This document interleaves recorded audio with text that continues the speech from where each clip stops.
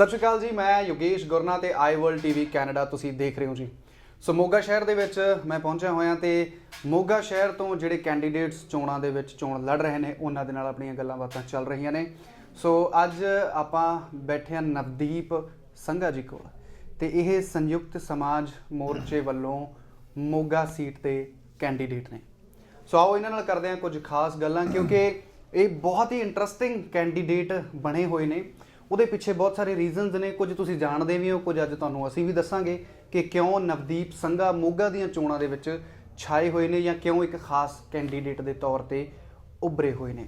ਇੱਕ ਤਾਂ ਖਾਸ ਕਾਰਨ ਇਹੀ ਆ ਕਿ ਪਹਿਲੀ ਵਾਰ ਜੋ ਪਾਰਟੀ ਹੋਂਦ ਦੇ ਵਿੱਚ ਆਈ ਆ ਸੰਯੁਕਤ ਸਮਾਜ ਮੋਰਚਾ, ਜੋ ਕਿ ਕਿਸਾਨੀ ਅੰਦੋਲਨ ਚੋਂ ਨਿਕਲੀ ਪਾਰਟੀ ਆ, ਜਥੇਬੰਦੀਆਂ ਚੋਂ ਨਿਕਲੀ ਪਾਰਟੀ ਆ, ਉਹਦੇ ਕੈਂਡੀਡੇਟ ਨੇ, ਇਸ ਕਰਕੇ ਖਾਸ ਹੋ ਜਾਂਦੇ ਨੇ। ਤੇ ਨਵੀਂ ਪਾਰਟੀ ਵੱਲੋਂ ਚੋਣ ਲੜਨਾ ਆਪਣੇ ਆਪ ਦੇ ਵਿੱਚ ਇਹ ਵੀ ਵੱਡੀ ਗੱਲ ਆ, ਉਹਦੇ ਤੌਰ ਤੇ ਵੀ ਇਹ ਥੋੜ੍ਹੇ ਜਿਹੇ ਖਾਸ ਹੋ ਜਾਂਦੇ ਨੇ। ਬਾਕੀ ਹੁਣ ਇਹਨਾਂ ਤੋਂ ਗੱਲਾਂ ਪੁੱਛਦੇ ਹਾਂ ਵੀ ਇਹ ਇਸ ਚੋਣ ਨੂੰ ਖਾਸ ਬਣਾਉਣ ਲਈ ਜਾਂ ਲੋਕਾਂ ਦੇ ਦਿਲਾਂ ਨੂੰ ਜਿੱਤਣ ਲਈ ਕੀ ਖਾਸ ਕਰ ਰਹੇ ਨੇ। ਸੰਘਾ ਸਾਹਿਬ ਸਵਾਗਤ ਹੈ, ਸਤਿ ਸ਼੍ਰੀ ਅਕਾਲ। ਥੈਂਕ ਯੂ ਯੋਗੇਸ਼ ਜੀ, ਤੁਹਾਡਾ ਵੀ ਬਹੁਤ ਬਹੁਤ ਧੰਨਵਾਦ। ਪਹਿਲਾ ਸਵਾਲ ਇਹੀ ਹੈ ਸੰਘਾ ਸਾਹਿਬ ਕਿ ਨਵੀਂ ਪਾਰਟੀ ਵੱਲੋਂ ਚੋਣ ਲੜ ਰਹੇ ਹੋ, ਬਿਲਕੁਲ ਹੀ ਨਵੀਂ ਪਾਰਟੀ ਹੈ, ਨਵ ਜੰਮੀ ਪਾਰਟੀ ਕਹਿ ਸਕਦੇ ਹਾਂ, ਤੇ ਤੁਹਾਡੇ ਇਤਿਹਾਸ ਵੱਲ ਵੀ ਆਵਾਂਗੇ, ਪਰ ਉਸ ਤੋਂ ਪਹਿਲਾਂ ਜ਼ਿਕਰ ਕਰਦੇ ਹਾਂ ਕਿ ਨਵੀਂ ਪਾਰਟੀ ਤੋਂ, ਫਰੈਸ਼ ਪਾਰਟੀ ਤੋਂ ਤੁਸੀਂ ਟਿਕਟ ਲੜ ਰਹੇ ਹੋ। ਹਾਲਾਂਕਿ ਤੁਸੀਂ ਅਗਰ ਤੁਹਾਡੇ ਪੋਲੀਟੀਕਲ ਕੈਰੀਅਰ ਦੀ ਗੱਲ ਕਰੀਏ ਤਾਂ ਬਹੁਤ ਪੁਰਾਣਾ ਹੈ, ਪਰ ਫਿਰ ਵੀ ਨਵੀਂ ਪਾਰਟੀ ਨੇ ਤੁਹਾਨੂੰ ਚੁਣ ਲਿਆ ਹੈ ਤੇ ਅੱਜ ਤੁਸੀਂ ਕੈਂਡੀਡੇਟ ਹੋ ਮੋਗਾ ਸੀਟ ਤੋਂ। ਕੀ ਚੱਲ ਰਿਹਾ ਦਿਮਾਗ ਦੇ ਵਿੱਚ? ਦੇਖੋ, ਸਭ ਤੋਂ ਪਹਿਲਾਂ ਤਾਂ ਮੈਂ ਆਪਦੇ ਆਪ ਨੂੰ ਖੁਸ਼ਕਿਸਮਤ ਸਮਝਦਾ ਕਿ ਮੈਂ ਉਸ ਪਾਰਟੀ ਦਾ ਹਿੱਸਾ ਬਣਿਆ ਜਿਨ੍ਹਾਂ ਨੇ ਆਉਣ ਵਾਲੇ ਸਮੇਂ ਦੇ ਵਿੱਚ ਮਤਲਬ ਕਿ ਇੱਕ ਇਤਿਹਾਸ ਦਾ ਹਿੱਸਾ ਬਣਨਾ। ਜਿਹੜਾ ਕਿਸਾਨੀ ਅੰਦੋਲਨ ਸੀਗਾ ਉਹ ਕਿਸੇ ਇੱਕ ਕਿਸਾਨ ਦਾ ਨਹੀਂ ਸੀ, ਕਿਸੇ ਇੱਕ ਜਮਾਤ ਦਾ ਨਹੀਂ ਸੀ, ਉਹਦੇ 'ਚ ਸਾਰੇ ਵਰਗ ਇਕੱਠੇ ਸੀ। ਕਿਸਾਨ ਮਜ਼ਦੂਰ ਏਕਤਾ ਜਿੰਦਾਬਾਦ, ਇਸ ਝੰਡੇ ਥੱਲੇ ਉਹ ਅੰਦੋਲਨ ਚੱਲਿਆ ਔਰ 13 ਮਹੀਨੇ ਦੀ ਲੜਾਈ ਤੋਂ ਬਾਅਦ ਉਹ ਮੋਰਚਾ ਜਿਹੜਾ ਹੈਗਾ ਫਤਿਹ ਕਰਕੇ ਵਾਪਸ ਆਏ ਹੈ। ਔਰ ਅੱਜ ਦੀ ਇਤਿਹਾਸ ਦੇ ਵਿੱਚ ਸਭ ਤੋਂ ਵੱਡਾ ਅੰਦੋਲਨ ਇਹ ਸੀ। ਜੇ ਆਪਾਂ ਵੇਖੀਏ ਤਾਂ ਪਗੜੀ ਸੰਭਾਲ ਜੱਟਾ ਲਹਿਰ ਚੱਲੀ ਸੀ, ਜਿਹੜੀ ਸਭ ਤੋਂ ਲੰਬੀ ਸੀ, ਤੇ ਉਸ ਤੋਂ ਵੀ ਵੱਡਾ ਅੰਦੋਲਨ ਇਹ ਹੋ ਨਿਬੜਿਆ ਔਰ ਅਸੀਂ ਖੁਸ਼ਕਿਸਮਤ ਹਾਂ ਕਿ ਅਸੀਂ ਉਹਦੇ ਹਿੱਸੇਦਾਰ ਰਹੇ ਹਾਂ। ਤੇ ਜਿੱਥੋਂ ਤੱਕ ਤੁਸੀਂ ਨਵੀਂ ਪਾਰਟੀ ਦੀ ਗੱਲ ਕੀਤੀ ਹੈ, ਤੇ ਪਾਰਟੀਆਂ ਹਮੇਸ਼ਾ ਅੰਦੋਲਨ ਚੋਂ ਨਿਕਲਦੀਆਂ। ਕੋਈ ਵੀ ਨਵੀਂ ਪਾਰਟੀ ਹੈ ਜਿਹੜੀ ਅੰਦੋਲਨ ਚੋਂ ਜਨਮ ਲੈਂਦੀ ਹੈ, ਪਰ ਮੈਂ ਸਮਝਦਾ ਕਿ ਅੰਦੋਲਨ ਦੇ ਵਿੱਚੋਂ ਕੋਈ ਪਾਰਟੀਕੂਲਰ ਸਪੈਸੀਫਿਕਲੀ ਪਾਰਟੀਆਂ ਜਿਹੜੀਆਂ ਜਨਮ ਲੈਂਦੀਆਂ ਹੈਗੀਆਂ ਕਿਸੇ ਨਾ ਕਿਸੇ ਨੂੰ ਪ੍ਰੋਪਰ ਰਿਪਰੈਜ਼ੈਂਟ ਕਰਦੀਆਂ ਇੱਕ ਵਰਗ ਨੂੰ। ਪਰ ਇਹ ਪਾਰਟੀ ਅੰਦੋਲਨ ਚੋਂ ਨਿਕਲ ਕੇ ਇਹਨੇ ਇੱਕ ਸੰਯੁਕਤ ਸਮਾਜ ਜਿਹੜਾ ਹੈਗਾ, ਜਿਹੜਾ ਨਾਮ ਦਿੱਤਾ ਗਿਆ ਹੈਗਾ ਮੋਰਚੇ ਦਾ, ਸੰਯੁਕਤ ਸਮਾਜ ਮੋਰਚਾ, ਸਾਰਾ ਸਮਾਜ ਦੇ ਵਿੱਚ ਇਕੱਠਾ ਹੈ। ਚਾਹੇ ਵਪਾਰੀ ਹੈ, ਚਾਹੇ ਕਿਸਾਨ ਹੈ, ਚਾਹੇ ਛੋਟਾ ਦੁਕਾਨਦਾਰ ਹੈ, ਚਾਹੇ ਕੋਈ ਵੱਡਾ ਦੁਕਾਨਦਾਰ ਹੈ, ਚਾਹੇ ਕੋਈ ਕਿਰਤ ਕਰਨ ਵਾਲਾ ਦਿਹਾੜੀਦਾਰ ਹੈ, ਸਾਰਾ ਸਮਾਜ ਇਹਨਾਂ ਨੇ ਸਮੇਲ ਕੇ ਇੱਕ ਮੋਰਚਾ ਜਿਹੜਾ ਹੈਗਾ ਲੋਕ ਕਚਹਿਰੀ 'ਚ ਲੈ ਕੇ ਆਂਦਾ। ਤੇ ਲੋਕ ਜਿਹੜੇ ਹੈਗੇ ਆ ਉਹ ਵੀ ਸਾਰੇ ਇਸ ਸਮਾਜ ਦਾ ਹਿੱਸਾ ਨੇ। ਸੋ ਆਉਣ ਵਾਲੇ ਸਮੇਂ ਦੇ ਵਿੱਚ ਮੈਨੂੰ ਲੱਗਦਾ ਕਿ ਜਿਹੜੀ ਇਹ ਨਵੀਂ ਪਾਰਟੀ ਤੁਸੀਂ ਕਹਿ ਰਹੇ ਹੋ, ਤੇ ਨਵੀਂ ਪਾਰਟੀ ਕੁਝ ਨਵਾਂ ਵੀ ਕਰਕੇ ਵਿਖਾਊਗੀ। ਸੰਘਾ ਸਾਹਿਬ, ਤੁਹਾਡੇ ਇਤਿਹਾਸ ਦੀ ਮੈਂ ਗੱਲ ਕਰਾਂ ਤਾਂ ਆਪਾਂ ਸਿੱਧੀਆਂ ਹੁਣ ਕੁਝ ਗੱਲਾਂ ਤੁਹਾਡੇ ਨਾਲ ਸਾਂਝੀਆਂ ਕਰਾਂਗੇ ਕਿ ਆਮ ਆਦਮੀ ਪਾਰਟੀ ਲਈ ਤੁਸੀਂ ਬਹੁਤ ਕੰਮ ਕੀਤਾ, ਜੀ ਤੋੜ ਮਿਹਨਤ ਤੁਹਾਡੇ ਪਿਛਲੇ ਦੇਖਦੇ ਆ ਕੁਝ ਸਾਲਾਂ ਦੇ ਦੌਰਾਨ ਤੁਸੀਂ ਮਿਹਨਤ ਕੀਤੀ। ਪੂਰੀ ਉਮੀਦ ਸੀ ਜਾਂ ਹਰ ਪਾਸੇ ਚਰਚੇ ਸੀ ਕਿ ਮੋਗਾ ਤੋਂ ਅਗਰ ਆਮ ਆਦਮੀ ਪਾਰਟੀ ਦੀ ਟਿਕਟ ਮਿਲੂਗੀ ਤਾਂ ਉਹ ਸੰਘਾ ਸਾਹਿਬ ਦੀ ਝੋਲੀ ਜਾਊਗੀ, ਪਰ ਅਚਾਨਕ ਉਹ ਟਿਕਟ ਕਿਸੇ ਹੋਰ ਦੀ ਝੋਲੀ 'ਚ ਪੈ ਜਾਂਦੀ ਆ। ਜਦੋਂ ਇਹ ਡਿਸੀਜਨ ਤੁਹਾਨੂੰ ਪਤਾ ਲੱਗਿਆ ਜਾਂ ਤੁਹਾਨੂੰ ਲੱਗਿਆ ਵੀ ਇਹ ਟਿਕਟ, ਜੋ ਕਿ ਲੋਕ ਵੀ ਕਹਿ ਰਹੇ ਸੀ ਸ਼ਾਇਦ ਤੁਸੀਂ ਹੱਕਦਾਰ ਸੀ, ਪਰ ਜਦੋਂ ਟਿਕਟ ਕਿਸੇ ਹੋਰ ਦੀ ਝੋਲੀ ਜਾਂਦੀ ਆ ਤੇ ਨੋ ਡਾਊਟ ਤੁਸੀਂ ਹੁਣ ਦੂਜੀ ਪਾਰਟੀ ਵੱਲੋਂ ਲੜ ਰਹੇ ਹੋ, ਪਰ ਉਸ ਟਾਈਮ ਮਨ 'ਚ ਕੀ ਆਇਆ, ਕੀ ਤੁਸੀਂ ਫੀਲ ਕੀਤਾ ਜਾਂ ਕੀ ਕਾਰਨ ਇਹ ਜੇ ਤੁਹਾਨੂੰ ਲੱਗੇ ਵੀ ਜਿਸ ਟਿਕਟ ਦਾ ਦਾਅਵੇਦਾਰ ਤੁਹਾਨੂੰ ਮੰਨਿਆ ਜਾ ਰਿਹਾ ਸੀ, ਅਚਾਨਕ ਇੱਕ ਤੁਹਾਡੇ ਨਾਲੋਂ ਘੱਟ ਐਕਸਪੀਰੀਅੰਸਡ ਕੈਂਡੀਡੇਟ ਨੂੰ ਅੱਗੇ ਖੜਾ ਕਰਤਾ? ਦੇਖੋ, ਮੈਂ ਨਹੀਂ ਸਮਝਦਾ ਜਿਹਨੂੰ ਖੜਾ ਕੀਤਾ ਪਾਰਟੀ ਨੇ ਕਰਤਾ, ਜਿਹਨੂੰ ਵੀ ਦੇਣੀ ਸੀ ਟਿਕਟ, ਇਹ ਨੋ ਡਾਊਟ ਪਾਰਟੀ ਨੇ ਜੋ ਫੈਸਲਾ ਲੈ ਲਿਆ। ਪਰ ਮੇਰੀ ਲੜਾਈ ਜਿਹੜੀ ਹੈਗੀ ਹੈ ਕਿ ਜਿਹੜੇ ਤੁਸੀਂ ਨੁਮਾਇੰਦੇ ਚੁਣਦੇ, ਜਿਹੜੇ ਵੀ ਲੋਕਾਂ ਦੀ ਨੁਮਾਇੰਦਗੀ ਕਰਦੇ ਆ, ਉਹ ਇੱਕ ਲਾਅ ਮੇਕਰਸ ਨੇ, ਨੀਤੀ ਘਾੜੇ ਨੇ। ਨੀਤੀ ਘਾੜਿਆਂ ਦਾ ਕੰਮ ਹੁੰਦਾ ਵੀ ਉੱਥੇ ਜਾ ਕੇ ਆਪਦੇ ਲੋਕਾਂ ਦੀ ਆਵਾਜ਼ ਬੁਲੰਦ ਕਰਨੀ। ਆਵਾਜ਼ ਬੁਲੰਦ ਕਰਨ ਦੇ ਦੋ ਤਰੀਕੇ ਨੇ ਡੈਮੋਕ੍ਰੈਟਿਕ ਸਿਸਟਮ ਦੇ ਵਿੱਚ। ਇੱਕ ਤਾਂ ਧਰਨੇ, ਪ੍ਰੋਟੈਸਟ, ਦੂਸਰਾ ਹੈਗਾ ਜਾਂ ਜਿੱਥੇ ਤੁਹਾਡੇ ਨੀਤੀ ਕਾੜੇ ਬੈਠ ਕੇ ਕਾਨੂੰਨ ਬਣਾਉਂਦੇ ਆ ਉਹਦਾ ਹਿੱਸਾ ਬਣੀ। ਸੋ ਜਿੱਥੋਂ ਤੱਕ ਤੁਸੀਂ ਪਹਿਲਾ ਸਵਾਲ ਕੀਤਾ ਸੀ ਵੀ ਤੁਸੀਂ ਤੁਹਾਡੇ ਤੋਂ ਘੱਟ ਐਕਸਪੀਰੀਅੰਸ ਨੂੰ ਟਿਕਟ ਦੇਤੀ ਜਾਂ ਕੁਝ ਵੀ ਹੈ, ਮੈਂ ਅਥਾਹ ਕੰਮ ਕੀਤਾ, ਪਾਰਟੀ ਪੱਧਰ ਤੇ ਕੀਤਾ, ਪਰ ਮੈਂ ਅੱਜ ਤੱਕ ਲੋਕਾਂ ਦੀ ਕਦੇ ਬਾਹ ਨਹੀਂ ਛੱਡੀ। ਮੈਂ ਜਿੰਨੇ ਜੋਗਾ ਹੈਗਾ ਮੈਂ ਉਹਨਾਂ ਦੇ ਕੰਮ ਆਉਂਦਾ ਰਿਹਾ ਹੈਗਾ, ਦੇਰ ਸਵੇਰ ਜਦੋਂ ਵੀ ਮੈਨੂੰ ਕਿਤੇ ਕੋਈ ਕਾਲ ਆਉਂਦੀ ਜਾਂ ਕਿਸੇ ਵੀ ਤਰ੍ਹਾਂ ਦਾ ਕੋਈ ਕਿਸੇ ਨੂੰ ਜ਼ਰੂਰਤ ਪੈਂਦੀ ਹੈ। ਤੇ ਬੜੇ ਲੰਮੇ ਸਮੇਂ ਤੋਂ ਮੈਂ ਤਾਂ ਸਟੂਡੈਂਟ ਪੋਲਿਟਿਕਸ ਤੋਂ ਲੱਗਿਆ ਪਿਆ। ਬਿਲਕੁਲ। ਸੋ ਕਿਤੇ ਨਾ ਕਿਤੇ ਮੈਂ ਆਪਦੇ ਆਪ 'ਚ ਇੰਨਾ ਕੁ ਜ਼ਰੂਰ ਸੋਚਦਾ ਸੀ ਕਿ ਇੱਕ ਦਿਨ ਕੋਈ ਪਲੇਟਫਾਰਮ ਹੋਵੇ ਜਿਹੜਾ ਉਧਰ ਨੂੰ ਰਾਹ ਵਿਖਾਵੇ। ਨੋ ਡਾਊਟ ਇਹਨੂੰ ਤੁਸੀਂ ਕੁਝ ਵੀ ਕਹਿ ਸਕਦੇ ਹੋ, ਸਮਝ ਗਿਆ। ਕੋਈ ਕੁਝ ਕਹੇਗਾ, ਕੋਈ ਕੁਝ ਕਹੇਗਾ, ਪਰ but I need A platform ਕਿ ਜਿਹੜਾ ਮੈਨੂੰ ਉਹ ਰਾਹ ਤੇ ਲੈ ਕੇ ਜਾ ਸਕੇ, ਜਿੱਥੇ ਜਾ ਕੇ ਮੈਂ ਆਪਦੇ ਮੋਗੇ ਦੇ ਲਈ ਇੱਕ ਵਿਸਲ ਬਲੋਰ ਦਾ ਕੰਮ ਕਰ ਸਕਾਂ। ਮੋਗੇ ਦੇ ਲੋਕਾਂ ਦੇ ਹੱਕ ਆ, ਜਿਹੜੇ ਮੋਗੇ ਦੇ ਲੋਕਾਂ ਦੀਆਂ ਜ਼ਰੂਰਤਾਂ ਨੇ, ਉਹਨਾਂ ਨੂੰ ਮੈਂ ਕਿਤੇ ਰੱਖ ਸਕਾਂ। ਅੱਜ ਉਸ ਜਗ੍ਹਾ ਦੇ ਵਿੱਚ ਜੇ ਤੁਸੀਂ ਆਪਦੇ ਲੋਕਾਂ ਦੀ ਆਵਾਜ਼ ਬੁਲੰਦ ਕਰਨੀ ਹੈ ਤਾਂ ਜਿਹੜੀ ਗੱਲ ਲੋਕਾਂ ਦੇ ਹੱਕ ਆ ਜਿਹੜੇ ਉਹਨਾਂ ਨੂੰ ਜੇ ਆਪਾਂ ਦਬਾਉਣਾ ਹੈਗਾ ਤਾਂ ਉਹਦੇ ਦੋ ਹੀ ਜ਼ਰੀਏ, ਜਾਂ ਤਾਂ ਹੱਕਾਂ ਦੇ ਵਾਸਤੇ ਸਰਕਾਰਾਂ ਨੂੰ ਜਗਾਓ ਤੇ ਜਾਂ ਸਰਕਾਰਾਂ ਦੇ ਵਿੱਚ ਹਿੱਸੇਦਾਰ। ਸੰਘਾ ਸਾਹਿਬ, ਇਹ ਤੁਹਾਡੀ ਜਿਹੜੀ ਪਾਰਟੀ ਹੈ ਜਿਹਦੇ ਵੱਲੋਂ ਅੱਜ ਤੁਸੀਂ ਕੈਂਡੀਡੇਟ ਹੋ, ਇੱਕ ਇਮੋਸ਼ਨ ਚੋਂ ਨਿਕਲੀ ਪਾਰਟੀ ਹੈ। ਨੋ ਡਾਊਟ ਕਿਸਾਨ ਜਥੇਬੰਦੀਆਂ ਨੇ ਇੱਕ ਇਤਿਹਾਸ ਰਚਿਆ ਤੇ ਉਹੀ ਜਥੇਬੰਦੀਆਂ ਦਾ ਇਮੋਸ਼ਨ ਹੁਣ ਸੰਯੁਕਤ ਸਮਾਜ ਮੋਰਚਾ ਬਣ ਗਿਆ। ਪਰ ਜਿਹੜੇ ਤੁਹਾਡੇ ਵਿਰੋਧੀ ਧਿਰ 'ਚ ਖੜੇ ਨੇ ਜਾਂ ਜਿਹੜੇ ਤੁਹਾਡੇ ਵਿਰੋਧੀ ਲੀਡਰਾਂ ਨਾਲ ਮੇਰੀ ਗੱਲਬਾਤ ਹੁੰਦੀ ਹੈ, ਉਹ ਕਹਿੰਦੇ ਨੇ ਵੀ ਇਹ ਇਮੋਸ਼ਨ ਉੱਥੋਂ ਤੱਕ ਸੀ, ਇਹ ਇਮੋਸ਼ਨ ਹੁਣ ਵੋਟਾਂ 'ਚ ਕਨਵਰਟ ਨਹੀਂ ਹੋ ਸਕਦਾ, ਵੀ ਉੱਥੇ ਗਰਾਊਂਡ ਲੈਵਲ ਤੇ ਇਹ ਇਮੋਸ਼ਨ ਹੁਣ ਕੋਈ ਅਸਰਦਾਰ ਨਹੀਂ ਰਹੂਗਾ। ਕੀ ਲੱਗਦਾ? ਦੇਖੋ, ਇਹ ਆਪਦੀ ਪਰਸੈਪਸ਼ਨ ਆ, ਸਭ ਦੀ ਆਪਦੀ ਆਈਡੀਓਲੋਜੀ ਹੁੰਦੀ ਹੈ ਵੀ ਇਹ ਉੱਥੋਂ ਖਤਮ ਨਹੀਂ ਹੋਊਗਾ ਜਾਂ ਇਹ ਨਹੀਂ। ਮੈਂ ਤੁਹਾਡੇ ਨਾਲ ਪਹਿਲਾਂ ਗੱਲ ਕੀਤੀ ਹੈ ਬਈ ਸਭ ਤੋਂ ਵੱਡੀ ਗੱਲ ਹੈ ਇੱਕ ਸਮਾਜ, ਸੋਸਾਇਟੀ ਨੂੰ ਅੱਜ ਜ਼ਰੂਰਤ ਕੀ ਹੈ। ਤੁਸੀਂ ਹੋਰ ਛੱਡੋ, ਤੁਸੀਂ ਕਹਿੰਦੇ ਵੀ ਇਮੋਸ਼ਨਸ ਖਤਮ ਹੋ ਗਏ। ਅੱਜ ਕਿੰਨੇ, ਮੇਰੇ ਖਿਆਲ ਆਲਮੋਸਟ ਤਕਰੀਬਨ 2.5-3 ਮਹੀਨੇ ਹੋ ਚੱਲੇ ਬਿੱਲ ਵਾਪਸ ਹੋਇਆ, ਤੇ ਗੱਡੀਆਂ ਦੇ ਮਗਰ ਤਾਂ ਹਜੇ ਤੱਕ ਲਿਖਿਆ ਵਾ ਨੋ ਫਾਰਮਰ ਨੋ ਫੂਡ। ਗੱਡੀਆਂ ਤੋਂ ਝੰਡੇ ਹਜੇ ਤੱਕ ਨਹੀਂ ਲਏ ਗਏ, ਕਿਸਾਨ ਜਥੇਬੰਦੀਆਂ ਦੇ ਝੰਡੇ ਘਰਾਂ ਤੋਂ ਹਜੇ ਤੱਕ ਨਹੀਂ ਲਏ ਗਏ, ਸਾਨੂੰ ਤਾਂ ਹਜੇ ਲੱਗੇ ਲਗਾਏ ਮਿਲ ਰਹੇ। ਸੋ ਇਸ ਕਰਕੇ ਇਮੋਸ਼ਨਸ ਨਹੀਂ ਖਤਮ ਹੁੰਦੇਗੇ। ਜਿਹੜੇ ਇਹ ਇਮੋਸ਼ਨਸ ਤੁਹਾਡੀ ਧਰਤੀ ਨਾਲ ਜੁੜੇ, ਤੁਹਾਡੇ ਹੱਕਾਂ ਦੇ ਨਾਲ ਜਿਹੜੇ ਇਮੋਸ਼ਨਸ ਜੁੜੇ ਹੁੰਦੇ, ਉਹ ਕਦੇ ਮਰਦੇ ਨਹੀਂ। ਤੁਸੀਂ ਪਲਾਨ ਕੀ ਕੀਤਾ ਹੋਇਆ? ਮੰਨ ਲਓ ਜਿਸ ਟਾਰਗੇਟ ਨੂੰ ਲੈ ਕੇ ਤੁਸੀਂ ਚੋਣਾਂ ਲੜ ਰਹੇ ਹੋ, ਤੁਸੀਂ ਉਹ ਟਾਰਗੇਟ ਕੰਪਲੀਟ ਕਰ ਲੈਂਦੇ ਹੋ, ਤੇ ਤੁਸੀਂ ਕੀ ਸੋਚਿਆ ਹੋਇਆ ਮੋਗੇ ਲਈ? ਕੀ ਪਲੈਨਿੰਗ ਜਾਂ 2-3 ਵੱਡੇ ਕੰਮ ਤੁਸੀਂ ਸ਼ੇਅਰ ਕਰਨਾ ਚਾਹੋ ਕਿ ਅਗਰ ਮੈਂ ਪਾਵਰ 'ਚ ਮੋਗੇ ਤੋਂ ਆ ਗਿਆ ਤਾਂ ਮੈਂ ਆਹ 2-3 ਕੰਮ ਮੋਗੇ ਲਈ ਸੋਚੀ ਬੈਠਾ ਤਾਂ ਮੈਂ ਆਉਣ ਸਾਰ ਪਹਿਲਾਂ ਇਹ ਕਰਾਂਗਾ?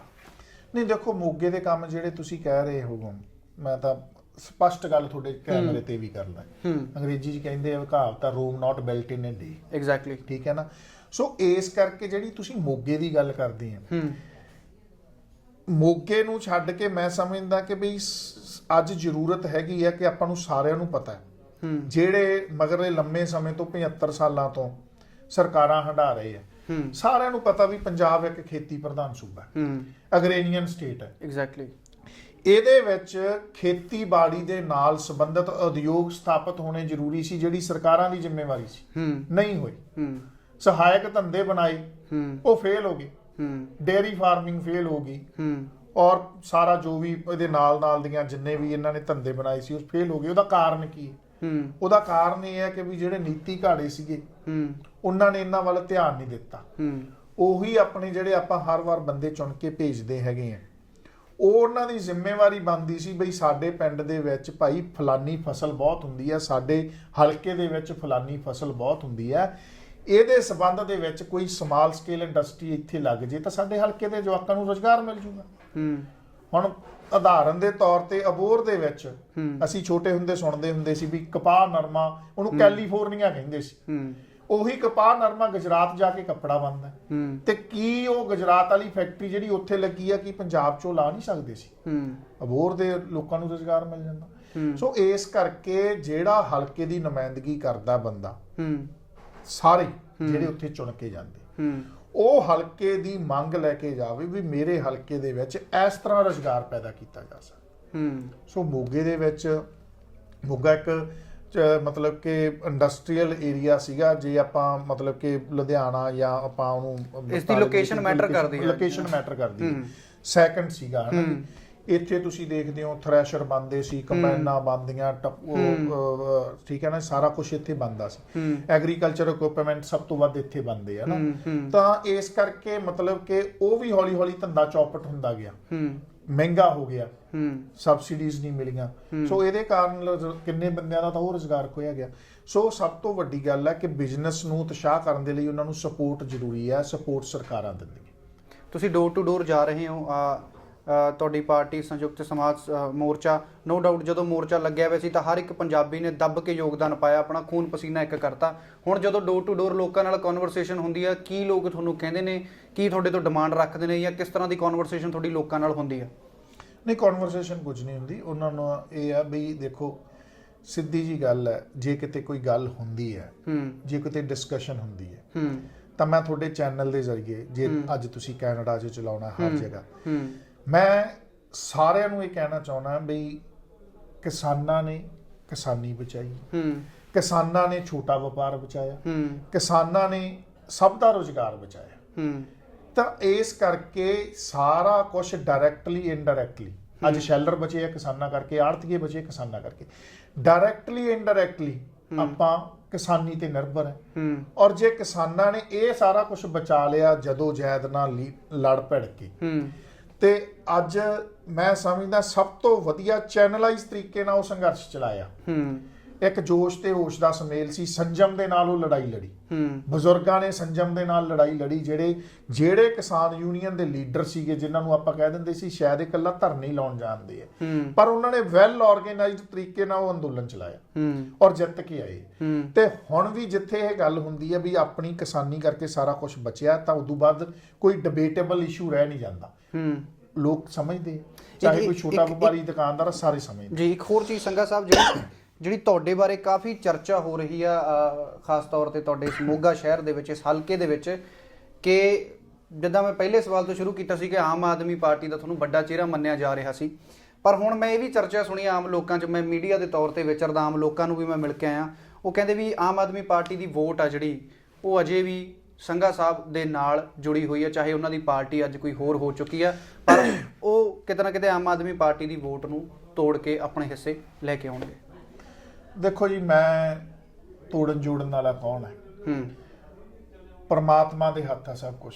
ਜਿੱਦਣ ਮੈਂ ਆਪਦਾ ਕੈਰੀਅਰ ਸ਼ੁਰੂ ਕੀਤਾ ਸੀ ਸਿਆਸਤ ਦਾ, ਮੈਨੂੰ ਕਦੇ ਪਤਾ ਸੀ ਵੀ ਜਦੋਂ ਮੈਂ ਜ਼ਿੰਦਗੀ 'ਚ ਪਹਿਲੀ ਚੋਣ ਲੜਨੀ ਆ ਤਾਂ ਕਿਸਾਨਾਂ ਹੀ ਮੋਰਚੇ ਤੇ ਲੜੂੰਗਾ, ਕੋਈ ਇਹ ਹੋਂਦ ਦੇ ਵਿੱਚ ਵੀ ਨਹੀਂ ਸੀ। ਤੇ ਇਹ ਤਾਂ ਪਤਾ ਨਹੀਂ ਸਬੱਬ ਬਣਨਾ ਸੀ ਕੋਈ ਵੀ, ਮੈਂ 3.5 ਮਹੀਨੇ ਉੱਥੇ ਰਿਹਾ, ਜਿਹਦੇ ਨਾਲ ਸਾਰਿਆਂ ਦੀਆਂ ਅਟੈਚਮੈਂਟਸ ਜੁੜੀਆਂ ਸੀ, ਦੇਸ਼ ਵਿਦੇਸ਼ ਤੋਂ ਲੋਕਾਂ ਦੇ ਫੋਕਸ ਉੱਤੇ ਸੀ, ਉਹਦੇ ਨਾਲ ਜੁੜੇ ਹੋਏ ਸੀ। ਤਾਂ ਮੈਨੂੰ ਅੱਜ ਜੇ ਇੱਥੋਂ ਲੜਨ ਦਾ ਮੌਕਾ ਮਿਲਿਆ, ਤਾਂ ਜਿਹੜੇ ਉਹ ਲੋਕ ਹੈ ਉਹਨਾਂ ਦੀਆਂ ਅਸੀਸਾਂ ਨੇ ਮੈਨੂੰ ਬਚਾਇਆ। ਜੇ ਮੈਨੂੰ ਪਾਰਟੀ ਨੇ ਸਿੱਟਤਾ ਸੀ ਤਾਂ ਕਿਸਾਨਾਂ ਨੇ ਮੇਰੀ ਬਾਹ ਫੜੀ ਹੈ, ਤੇ ਕਿਸਾਨਾਂ ਨੇ ਬਾਹ ਤਾਂ ਹੀ ਫੜੀ ਹੈ ਜੇ ਸਾਰੇ ਮੋਗੇ ਦੇ ਲੋਕਾਂ ਦੀਆਂ ਅਸੀਸਾਂ, ਉਹਨਾਂ ਦਾ ਹੌਸਲਾ ਮੇਰੇ ਨਾਲ ਸੀ। ਤਾਂ ਅੱਜ ਉਸੇ ਹੌਸਲੇ ਦੀ ਬਦੌਲਤ ਮੈਂ ਉਹਨਾਂ ਦੀ ਕਚਹਿਰੀ 'ਚ ਦੁਬਾਰਾ ਜਾ ਰਿਹਾ, ਤੇ ਉਹ ਮੈਨੂੰ ਕਹਿ ਰਹੇ ਆ ਕੋਈ ਗੱਲ ਨਹੀਂ ਯਾਰ, ਤੂੰ ਜਿੱਧਰ ਮਰਜ਼ੀ ਹੁੰਦਾ ਸੀ ਤਾਂ ਤੇਰੇ ਨਾਲ ਹੈ। ਤਾਂ ਇਹ ਮੈਨੂੰ ਜਦੋਂ ਇਹ ਗੱਲ ਕਿਸੇ ਦੇ ਸੁਣਦੇ ਆ ਤਾਂ ਬੜਾ ਮਤਲਬ ਕਿ ਆਪਦੇ ਆਪ ਨੂੰ ਹੌਸਲਾ ਮਿਲਦਾ। ਪਿੰਡਾਂ ਦੇ ਵਿੱਚ ਕਿਸਾਨ ਜਥੇਬੰਦੀਆਂ ਮੈਨੂੰ ਕਹਿ ਰਹੀਆਂ, ਪੁੱਤ ਤੂੰ ਇੱਧਰ ਛੱਡ, ਸ਼ਹਿਰ ਸਾਂਭ ਲਾ, ਜਿਵੇਂ ਪਿੰਡਾਂ ਦੀ ਆਵਾਜ਼ ਹੁੰਦੀ ਹੈ ਵੀ ਚੱਬ ਕੱਢ ਦਿਆਂਗੇ। ਤੇ ਜਦੋਂ ਇਹੋ ਜਿਹੀਆਂ ਗੱਲਾਂ ਸੁਣਨ ਨੂੰ ਮਿਲਦੀਆਂ, ਮੈਨੂੰ ਪਤਾ ਹੀ ਨਹੀਂ ਹੁਣ ਮੈਂ ਕਿਵੇਂ ਤੁਰਿਆ ਫਿਰਦਾ। ਬਸ ਇਹ ਮੈਂ ਸਮਝਦਾ ਵੀ ਕੋਈ ਸਬੱਬ ਬਣਨਾ ਸੀ। ਕਦੇ ਤੁਹਾਡਾ ਦੁਬਾਰੇ ਰਾਬਤਾ ਆਮ ਆਦਮੀ ਪਾਰਟੀ ਦੀ ਸੀਨੀਅਰ ਲੀਡਰਸ਼ਿਪ ਨਾਲ ਹੋਇਆ ਹੋਵੇ, ਜਾਂ ਉਹਨਾਂ ਨੇ ਹੁਣ ਤੁਹਾਨੂੰ ਦੁਬਾਰਾ, ਜਦੋਂ ਤੁਸੀਂ ਸੰਯੁਕਤ ਮੋਰਚੇ ਤੋਂ ਟਿਕਟ ਆਪਣੀ ਡਿਸਾਈਡ ਕਰਤੀ ਹੈ ਜਾਂ ਤੁਹਾਨੂੰ ਮਿਲ ਗਈ ਹੈ, ਕਦੇ ਦੁਬਾਰਾ ਕੋਈ ਰਾਬਤਾ ਜਾਂ ਕਨਵਰਸੇਸ਼ਨ ਉਹਨਾਂ ਵੱਲੋਂ ਆਈ ਹੋਵੇ ਕਿ ਵਾਪਸ ਆ ਜਾਓ? ਜਾਂ ਦੇਖੋ, ਤੁਸੀਂ ਹੁਣ ਮੈਨੂੰ ਕੈਮਰੇ ਸਾਹਮਣੇ ਪੁੱਛ ਰਹੇ, ਵੈਸੇ ਮਤਲਬ ਕਿ ਮੇਰੇ ਖਿਆਲ ਕੁਐਸਚਨ ਹੀ ਨਹੀਂ ਰਹਿ ਜਾਂਦਾ ਗਾ, ਤੇ ਮੇਰਾ ਕੋਈ ਉਸ ਤਰ੍ਹਾਂ ਦਾ ਹੁਣ ਕਿਸੇ ਨਾਲ ਕੋਈ ਰਾਬਤਾ ਨਹੀਂ। ਤੁਸੀਂ ਆਪਣੇ ਵਰਕਰ ਤੇ ਪੂਰਾ ਭਰੋਸਾ ਰੱਖਦੇ ਹੋ, ਜਿਨ੍ਹਾਂ ਲਈ ਤੁਸੀਂ ਚਾਹੇ ਕਿਸੇ ਪਾਰਟੀ ਦੇ ਟੈਗ ਦੇ ਥੱਲੇ ਤੁਸੀਂ ਕੰਮ ਕੀਤਾ, ਪਰ ਤੁਸੀਂ ਕਹਿੰਦੇ ਮੈਂ ਕੰਮ ਕੀਤਾ, ਤੁਹਾਨੂੰ ਭਰੋਸਾ ਕਿ ਉਹ ਵਰਕਰ ਤੁਹਾਡੇ ਨਾਲ ਅੱਜ ਵੀ ਹੈ? ਦੇਖੋ, ਵਰਕਰ ਹੈ ਨਾ ਜਿਹੜਾ, ਜਿਨ੍ਹਾਂ ਲਈ ਤੁਸੀਂ ਕੰਮ ਕੀਤਾ, ਜਿਨ੍ਹਾਂ ਲਈ ਤੁਸੀਂ ਵਿਚਰੇ, ਬਿਲਕੁਲ ਵਰਕਰ ਦੇਖੋ ਕਿਤੇ ਨਾ ਕਿਤੇ ਹੇਠ ਉੱਤਾ ਹੋ ਜਾਂਦਾ ਹੈ, ਕੋਈ ਅੱਗੇ ਕੋਈ ਪਿੱਛੇ, ਕੋਈ ਪ੍ਰੈਸ਼ਰ ਨਹੀਂ ਚੱਲ ਸਕਦਾ, ਪਰ ਬਹੁਤ ਸਾਰੇ ਵਰਕਰ ਇਹੋ ਜਿਹੇ ਹੁੰਦੇ ਆ ਜਿਹੜੇ ਮਤਲਬ ਕਿ ਤੁਹਾਡੇ ਨਾਲ ਕੁਝ ਹੋ ਜੇ ਸਿਰ ਢਾ ਕੇ ਖੜ ਜਾਂਦੇ। ਤੇ ਵਰਕਰ ਤੋਂ ਬਿਨਾ ਕੁਝ ਨਹੀਂ ਚੱਲਦਾ, ਚਾਹੇ ਮਲਟੀਨੈਸ਼ਨਲ ਕੰਪਨੀਆਂ ਹੈ, ਚਾਹੇ ਕੋਈ ਪੋਲੀਟੀਕਲ ਪਾਰਟੀਆਂ ਨੇ, ਚਾਹੇ ਕੋਈ ਜਥੇਬੰਦੀਆਂ ਨੇ। ਵਰਕਰ ਉਹਦੀ ਬੈਕਬੋਨ ਹੈ ਤੇ ਵਰਕਰ ਅੱਜ ਮੇਰੀ ਵੀ ਰੀੜ੍ਹ ਦੀ ਹੱਡੀ ਹੈ। ਜੇ ਮੇਰੇ ਮਗਰ ਵਰਕਰ ਖੜਾ ਤਾਂ ਨਵਦੀਪ ਸੰਘਾ ਹੀ ਸਿੱਧਾ ਖੜਾ, ਅਦਰਵਾਈਜ਼ ਵਰਕਰ ਦੇ ਬਿਨਾ ਕੁਝ ਨਹੀਂ। ਮੈਂ ਵਰਕਰ ਨਹੀਂ ਕਹਿੰਦਾ, ਮੇਰੇ ਭਰਾ ਨੇ, ਮੇਰੇ ਬਜ਼ੁਰਗ ਨੇ ਜਿਹੜੇ ਮੇਰੇ ਨਾਲ ਖੜੇ ਨੇ, ਉਹਨਾਂ ਨੇ ਹੌਸਲਾ ਦਿੱਤਾ ਵੀ ਕੋਈ ਗੱਲ ਨਹੀਂ, ਆਪਾਂ ਬਹੁਤ ਕੰਮ ਕੀਤਾ। ਜੇ ਪ੍ਰਮਾਤਮਾ ਆਪਾਂ ਨੂੰ ਟਿਕਟ ਨਹੀਂ ਸੀ ਮਿਲੀ ਤਾਂ ਹੋ ਸਕਦਾ ਇੱਧਰੋਂ ਨਾ ਮਿਲਦੀ, ਜੇ ਆਪਾਂ ਨੂੰ ਮਿਲੀ ਹੈ ਤਾਂ ਆਪਾਂ ਹੋਰ ਤਕੜੇ ਹੋ ਜਾਈਏ। ਆਉਣ ਵਾਲੇ ਸਮੇਂ 'ਚ ਆਪਾਂ ਇਲੈਕਸ਼ਨ ਵਧੀਆ ਤਰੀਕੇ ਨਾਲ ਲੜਾਂਗੇ ਔਰ ਜਿੱਤਾਂਗੇ। ਜੀ ਸੰਘਾ ਸਾਹਿਬ, ਇੱਕ ਤੁਹਾਡੇ ਵਿਰੋਧੀ ਨੇ ਜਿਹੜੇ ਇੱਥੋਂ ਤੁਹਾਡੇ ਬਰਾਬਰ ਸੀਟ ਲੜ ਰਹੇ ਨੇ, ਉਹ ਕਹਿੰਦੇ ਨੇ ਵੀ ਜਦੋਂ ਮੈਂ ਉਹਨਾਂ ਨੂੰ ਸਵਾਲ ਕੀਤਾ ਕਿ ਤੁਸੀਂ ਕੀ ਕੰਪੀਟੀਸ਼ਨ ਦੇਖਦੇ ਹੋ ਸੰਯੁਕਤ ਮੋਰਚੇ ਨਾਲ, ਤਾਂ ਉਹ ਕਹਿੰਦੇ ਨੇ ਵੀ ਸਾਡਾ ਉਹਨਾਂ ਨਾਲ ਕੋਈ ਕੰਪੀਟੀਸ਼ਨ ਨਹੀਂ, ਉਹ ਤਾਂ ਚੌਥੇ ਨੰਬਰ ਦੀ ਪਾਰਟੀ ਹੈ ਤੇ ਨਵੀਂ ਪਾਰਟੀ ਹੈ, ਕਿਤੇ ਕੋਈ ਐਗਜ਼ਿਸਟੈਂਸ ਨਹੀਂ ਕਰਦੀ ਉਹ ਵੀ। ਤੁਹਾਡਾ ਉਹਨਾਂ ਨੂੰ ਜਵਾਬ ਕੀ ਆ? ਕਿਉਂਕਿ ਤੁਸੀਂ ਵੀ ਪ੍ਰਚਾਰ ਕਰ ਰਹੇ ਹੋ, ਤੁਸੀਂ ਵੀ ਲੱਗੇ ਹੋਏ ਹੋ, ਪਰ ਤੁਹਾਡਾ ਜਵਾਬ ਕੀ ਆ? ਦੇਖੋ, ਮੇਰਾ ਕੋਈ ਉਹਨਾਂ ਨੂੰ ਜਵਾਬ ਦੇਣਾ ਬਣਦਾ ਹੀ ਨਹੀਂ, ਮੈਂ ਜਾਣਦਾ ਹੀ ਨਹੀਂ ਕੌਣ ਹੈ ਕੌਣ ਨਹੀਂ। ਜਿਹੜੇ ਇਹ ਇਸ ਤਰ੍ਹਾਂ ਦੀਆਂ ਛੋਟੀਆਂ ਗੱਲਾਂ ਨੇ, ਇਹ ਤਾਂ ਲੈਟ ਦਾ ਟਾਈਮ ਕਮ ਲੋਕ ਦੱਸਣਗੇ। ਜਿਹਨੂੰ ਤੁਸੀਂ ਕਿਸਾਨਾਂ ਦੀ ਪਾਰਟੀ ਨੂੰ, ਜਿਨ੍ਹਾਂ ਨੂੰ ਇਹ ਨਹੀਂ ਪਤਾ ਬਈ ਜਿਹੜੀ ਉਹ ਸਿੰਘੂ ਦੀ ਸਟੇਜ ਕਿਵੇਂ ਲੱਗੀ ਸੀ, ਠੀਕ ਹੈ ਨਾ, ਕਿਸ ਤਰ੍ਹਾਂ ਟਿੱਕਰੀ ਦੀ ਸਟੇਜ ਚੱਲੀ ਹੈ, ਮੈਨੂੰ ਪਤਾ, ਠੀਕ ਹੈ ਨਾ। ਜਿਹੜੇ ਉਹ ਦਿਮਾਗ ਉੱਥੇ ਚੱਲ ਰਹੇ ਸੀਗੇ, ਏਡੇ ਏਡੇ ਵੱਡੇ ਬ੍ਰੇਨ ਚੱਲ ਰਹੇ ਸੀ, ਉਹ ਮੈਨੂੰ ਪਤਾ। ਤੇ ਮੈਂ ਉਹਨਾਂ ਚੀਜ਼ਾਂ ਨੂੰ ਸਫਾਈ ਦੇਵਾਂ ਤਾਂ ਮੇਰੇ ਖਿਆਲ ਆ ਵੀ ਮੈਂ ਆਪਦੇ ਲੀਡਰਾਂ ਦਾ ਕੱਦ ਛੋਟਾ ਕਰੂੰਗਾ। ਉਹ ਕਿਸਾਨ ਲੀਡਰਾਂ ਦਾ ਕੱਦ ਮੈਂ ਛੋਟਾ ਕਰੂੰਗਾ ਜੇ ਮੈਂ ਕਿਸੇ ਨੂੰ ਸਫਾਈ ਦਊਂਗਾ। ਟਾਈਮ ਆਉਣ ਵਾਲਾ, ਲੋਕ ਦੱਸਦੇ। ਅੱਛਾ, ਉਹ ਲੀਡਰਾਂ ਨੇ, ਜਿਹੜੇ ਲੀਡਰਾਂ ਦੀ ਪਾਰਟੀ ਵੱਲੋਂ ਅੱਜ ਤੁਸੀਂ ਲੜ ਰਹੇ ਹੋ, ਤੁਸੀਂ ਉਹਦਾ ਹਿੱਸਾ ਬਣੇ ਹੋ ਪਰਿਵਾਰ ਦਾ, ਉਹਨਾਂ ਨੇ ਇੱਕ ਇਤਿਹਾਸ ਰਚਿਆ, ਇਹ 'ਚ ਕੋਈ ਸ਼ੱਕ ਨਹੀਂ। ਕੀ ਤੁਹਾਨੂੰ ਉਹਨਾਂ ਤੋਂ ਗਾਈਡੈਂਸ ਮਿਲਦੀ ਹੈ, ਜਾਂ ਕੀ ਸਿੱਖਿਆ, ਜਾਂ ਕੀ ਤੁਸੀਂ ਉਹਨਾਂ ਨੇ ਤੁਹਾਨੂੰ ਉਹ ਗਾਈਡ ਕਰ ਰਹੇ ਨੇ ਕਿ ਆਪਾਂ ਇਦਾਂ ਚੱਲਣਾ? ਅੰਦੋਲਨ ਉਹਨਾਂ ਨੇ ਵਿਉਂਤਬੰਦੀ ਨਾਲ ਚਲਾਇਆ, ਤੁਹਾਡੇ ਕੋਲ ਕੀ ਸਲਾਹਾਂ ਆ ਰਹੀਆਂ ਨੇ ਕਿ ਸੰਘਾ ਸਾਹਿਬ ਤੁਸੀਂ ਸਾਡੇ ਕੈਂਡੀਡੇਟ ਹੋ ਤੇ ਆਪਾਂ ਇਸ ਵਿਉਂਤਬੰਦੀ ਨਾਲ ਚੱਲਣਾ? ਦੇਖੋ, ਜਿਹੜੀ ਪੋਲਿਟਿਕਸ ਹੁੰਦੀ ਹੈ ਨਾ, ਇਹ ਸਿਚੁਏਸ਼ਨਲ ਗੇਮ ਹੈ। ਅੱਜ ਹਜੇ ਪੂਰਾ 1 ਮਹੀਨੇ ਦਾ ਸਮਾਂ, ਹਾਂ ਬਿਲਕੁਲ, ਇਹ 5-7 ਦਿਨਾਂ 'ਚ ਘੁੰਮ ਜਾਂਦੀ ਹੁੰਦੀ ਤੇ ਮੋਗੇ ਦੀ ਪੋਲਿਟਿਕਸ ਘੁੰਮੂਗੀ। ਨਵਦੀਪ ਸੰਘੇ ਨੂੰ ਆਪਦੇ ਆਪ ਤੇ ਭਰੋਸਾ, ਨਵਦੀਪ ਸੰਘੇ ਨੂੰ ਆਪਦੇ ਲੋਕਾਂ ਦੇ ਭਰੋਸਾ, ਸਾਰਿਆਂ ਤੇ ਮੈਨੂੰ ਭਰੋਸਾ ਹੈ। ਤੇ ਜਿਹੜੇ ਅੱਜ ਜੋਸ਼ ਤੇ ਹੋਸ਼ ਦਾ ਸੁਮੇਲ ਹੋਇਆ ਮੋਗੇ ਵੀ, ਬਜ਼ੁਰਗਾਂ ਦਾ ਹੋਸ਼ ਹੈ ਜਿਹੜੇ ਉਹ ਸੰਯੁਕਤ ਮੋਰਚੇ ਦੇ ਭਾਗੀਦਾਰ ਨੇ, ਤੇ ਮੇਰੀ ਟੀਮ ਦਾ ਜੋਸ਼ ਹੈ। ਤੁਸੀਂ ਆਉਂਦੇ ਸਮੇਂ ਦੇ ਵਿੱਚ ਵੇਖੋਗੇ ਵੀ ਇਹ ਹਵਾ ਕਿਵੇਂ ਬਦਲਦੀ। ਇਹ ਜਿਵੇਂ ਅੰਦੋਲਨ ਚੱਲਿਆ ਸੀ ਨਾ, ਟਰਾਲੀਆਂ ਭਰ ਕੇ, ਤੇ ਉਸੇ ਤਰ੍ਹਾਂ ਜਿੱਦਣ ਵੋਟਾਂ ਦਾ ਦਿਨ ਹੋਇਆ ਨਾ, ਪਿੰਡਾਂ ਦੇ ਵਿੱਚ ਤੁਸੀਂ ਵੇਖਿਓ ਕਿਸ ਤਰ੍ਹਾਂ ਲੈਣਾ ਵੱਜਦੀ। ਸੋ ਇਸ ਕਰਕੇ ਮੈਨੂੰ ਪਰਮਾਤਮਾ ਤੇ ਪੂਰਾ ਭਰੋਸਾ ਹੈ ਤੇ ਸੰਗਤ ਦੇ ਵਿੱਚ ਰੱਬ ਵਸਦਾ। ਮੈਂ ਇਹ ਸਮਝਦਾ ਨਹੀਂ, ਮੈਨੂੰ ਟਿਕਟ ਨਹੀਂ ਸੀ ਮਿਲਣੀ, ਜੇ ਸਬੱਬ ਬਣਿਆ ਤਾਂ ਸੰਗਤ 'ਚ ਵੀ ਰੱਬ ਵਸਦਾ। ਲੋਕਾਂ ਦੀਆਂ ਅਸੀਸਾਂ ਸੀ ਜਿਹਦੇ ਨਾਲ ਮੈਨੂੰ ਇਹ ਟਿਕਟ ਮਿਲੀ ਹੈ, ਤੇ ਅਸੀਂ ਟਿਕਟ ਤੇ ਜਿਹੜੀ ਹੈਗੀ ਹੈ ਇਹਨੂੰ ਸੀਟ 'ਚ ਕਨਵਰਟ ਕਰਾਂਗੇ, ਜਿੱਤਾਂਗੇ। ਆਖਰੀ ਸਵਾਲ ਤੁਹਾਡੇ ਕੋਲੋਂ, ਨਵੀਂ ਪਾਰਟੀਆਂ ਨੂੰ ਅਕਸਰ ਇੱਕ, ਅਗਰ ਆਪਾਂ ਟੈਕਨੀਕਲ ਪੱਖ ਤੋਂ ਗੱਲ ਕਰੀਏ ਤਾਂ ਫੰਡਸ ਦੀ ਬੜੀ ਦਿੱਕਤ ਹੋ ਜਾਂਦੀ ਆ। ਨਵੀਆਂ ਪਾਰਟੀਆਂ ਕੋਲੋਂ ਫੰਡਸ ਨਹੀਂ ਆਉਂਦੇ, ਜਾਂ ਉਹ ਜੋ ਰਿਕੁਆਇਰਮੈਂਟ ਹੁੰਦੀ ਆ ਲੋਕਾਂ ਨੂੰ ਖੁਸ਼ ਕਰਨ ਦੇ ਲਈ ਉਹ ਵੀ ਨਹੀਂ ਹੁੰਦੀ, ਤਾਂ ਉਹਦੀ ਕਿਤੇ ਨਾ ਕਿਤੇ ਤੁਹਾਨੂੰ ਮਹਿਸੂਸ ਹੁੰਦਾ ਵੀ ਮੈਂ ਨਵੀਂ ਪਾਰਟੀ ਵੱਲੋਂ ਖੜ ਗਿਆ, ਮੇਰੀ ਪਾਰਟੀ ਕੋਲ ਹਜੇ ਸ਼ਾਇਦ ਕਿਸਾਨੀ ਪਾਰਟੀ, ਇਹਦੇ ਕੋਲ ਫੰਡਸ ਨਹੀਂ ਹੋਣੇ, ਇਮੋਸ਼ਨ 'ਚੋਂ ਨਿਕਲੀ ਪਾਰਟੀ ਹੈ, ਇੱਕ ਸਟਰਗਲ ਲੰਬੀ ਕਰਨੀ ਪਊਗੀ, ਉਹ ਥਾਟ ਕਦੇ ਮਨ 'ਚ ਆਉਂਦੇ ਨੇ ਜਾਂ ਡਿਸਟਰਬ ਕਰਦੇ ਨੇ? ਦੇਖੋ ਬਾਈ, ਗੱਲ ਇਹ ਹੈ ਵੀ ਕਿਉਂਕਿ ਕਿਤੇ ਨਾ ਕਿਤੇ ਸਾਧਨ ਮੈਟਰ ਕਰਦੇ ਨੇ। ਦੇਖੋ, ਕਿਸਾਨ ਸ਼ਬਦ ਬਹੁਤ ਵੱਡਾ ਹੈ। ਕਿਰਤ, ਕੱਕੇ ਤੋਂ ਕਿਰਤ ਕਰਨ ਵਾਲਾ ਇਨਸਾਨ ਕਿਸਾਨ ਹੈ। ਸੱਸੇ ਤੋਂ ਸਬਰ ਨਾਲ ਸਾਰਨ ਵਾਲਾ ਇਨਸਾਨ ਕਿਸਾਨ ਹੈ। ਨੰਨੇ ਤੋਂ ਨੁਕਸਾਨ ਝੱਲਣ ਵਾਲਾ ਇਨਸਾਨ ਕਿਸਾਨ ਹੈ। ਜਦੋਂ ਇਹ ਸ਼ਬਦ ਤੁਹਾਡੇ ਨਾਲ ਜੁੜ ਗਿਆ, ਇਹ ਬੰਦੇ ਜੁੜ ਗਏ ਜਿਨ੍ਹਾਂ ਦਾ ਅੰਦੋਲਨ ਪਤਾ ਨਹੀਂ ਕਿਵੇਂ ਚੱਲ ਗਿਆ, ਠੀਕ ਹੈ ਨਾ, ਉਹਨਾਂ ਨੂੰ ਨਹੀਂ ਪਤਾ, ਤੇ ਇਸੇ ਤਰ੍ਹਾਂ ਇਲੈਕਸ਼ਨ ਵੀ ਲੜਿਆ ਜਾਣਾ, ਕਿੱਡੀ ਕੁ ਗੱਲ। ਇਹ ਤਾਂ ਤੁਹਾਡੇ ਪੰਜਾਬ 'ਚ ਲੜਿਆ ਜਾ ਰਿਹਾ, ਤੁਹਾਡੇ ਘਰਾਂ 'ਚ ਲੜਿਆ ਜਾ ਰਿਹਾ, ਉਹ ਤਾਂ ਦਿੱਲੀ ਦੀਆਂ ਬਰੂਹਾਂ ਤੇ ਲੜ ਗਏ ਆਪਾਂ। ਇਹ ਪ੍ਰਮਾਤਮਾ ਦੀ ਕਿਰਪਾ ਨਾਲ ਪਤਾ ਹੀ ਨਹੀਂ ਸਾਨੂੰ ਲੱਗਣਾਗਾ ਕਿਵੇਂ ਲੜਿਆ ਜਾਣਾ, ਕਿਵੇਂ, ਮੈਨੂੰ ਨਹੀਂ ਪਤਾ ਹੁਣ ਕਿਸ ਤਰ੍ਹਾਂ ਕੰਮ ਹੋਈ ਜਾਂਦਾ, ਕਿਸ ਤਰ੍ਹਾਂ ਟੀਮਾਂ ਕੰਮ ਕਰੀ ਜਾਂਦੀਆਂ। ਮੈਂ ਤਾਂ ਹੁਣ ਰਜਾ ਜੀ 'ਚ ਤੁਰਿਆ ਫਿਰਦਾ ਵੀ ਕੋਈ ਗੱਲ ਨਹੀਂ, ਸਿੱਧੀ ਪਊਗੀ। ਜੀ ਬਿਲਕੁਲ। ਸੋ ਇਹ ਸੀ ਮੇਰੇ ਨਾਲ ਅੱਜ ਦੀ ਇਸ ਖਾਸ ਇੰਟਰਵਿਊ ਦੇ ਵਿੱਚ ਨਵਦੀਪ ਸੰਘਾ ਜੀ, ਜੋ ਕਿ ਜਿੱਦਾਂ ਕਿ ਸ਼ੁਰੂਆਤ ਦੇ ਵਿੱਚ ਮੈਂ ਗੱਲ ਕੀਤੀ ਕਿ ਇਮੋਸ਼ਨ 'ਚੋਂ ਨਿਕਲੀ ਹੋਈ ਪਾਰਟੀ ਦੇ ਕੈਂਡੀਡੇਟ ਨੇ, ਤੇ ਉਹ ਇਮੋਸ਼ਨ ਕਿਤੇ ਨਾ ਕਿਤੇ ਮੈਨੂੰ ਅੱਜ ਇਹਨਾਂ ਨਾਲ ਗੱਲਾਂ ਕਰਕੇ ਅੱਜ ਵੀ ਇਹਨਾਂ 'ਚੋਂ ਇਮੋਸ਼ਨ ਮੈਨੂੰ ਜ਼ਿੰਦਾ ਦਿਖਾਈ ਦਿੱਤਾ। ਸ਼ਾਇਦ ਉਹੀ ਇਮੋਸ਼ਨ ਇਹਨਾਂ ਨੂੰ ਅੱਜ ਕੈਂਡੀਡੇਟ ਦੇ ਰੂਪ ਦੇ ਵਿੱਚ ਮੋਗਾ ਸੀਟ ਤੋਂ ਸਾਹਮਣੇ ਲੈ ਕੇ ਆਇਆ। ਬਾਕੀ ਹੋਣਾ ਕੀ ਆ ਉਹ ਤੁਹਾਡੇ ਸਾਰਿਆਂ ਦੇ ਹੱਥ 'ਚ ਆ, ਉਹ 10 ਮਾਰਚ ਨੂੰ ਜਦੋਂ ਨਤੀਜੇ ਸਾਹਮਣੇ ਆਉਣੇ ਨੇ ਪਤਾ ਲੱਗ ਜਾਣਾ। ਪਰ ਸੰਗਾ ਸਾਹਿਬ ਸਾਨੂੰ ਸਮਾਂ ਦਿੱਤਾ, ਬਹੁਤ ਬਹੁਤ ਸ਼ੁਕਰੀਆ, ਆਲ ਦਾ ਬੈਸਟ ਸਾਡੇ ਵੱਲੋਂ। ਤੇ ਬਾਕੀ ਹੋਰ ਜ਼ਿਆਦਾ ਅਪਡੇਟਸ ਲਈ, ਹੋਰ ਇਦਾਂ ਤਰ੍ਹਾਂ ਦੀਆਂ ਖਾਸ ਇੰਟਰਵਿਊਜ਼ ਦੇਖਣ ਲਈ, ਤਾਂ ਕਿ ਤੁਹਾਨੂੰ ਪਤਾ ਲੱਗੇ ਕਿ ਤੁਹਾਡੇ ਹਲਕੇ 'ਚ ਕੀ ਹੋ ਰਿਹਾ, ਤੁਸੀਂ ਜੁੜੇ ਰਹਿਣਾ ਆਈ ਵਰਲਡ ਟੀਵੀ ਦੇ ਨਾਲ।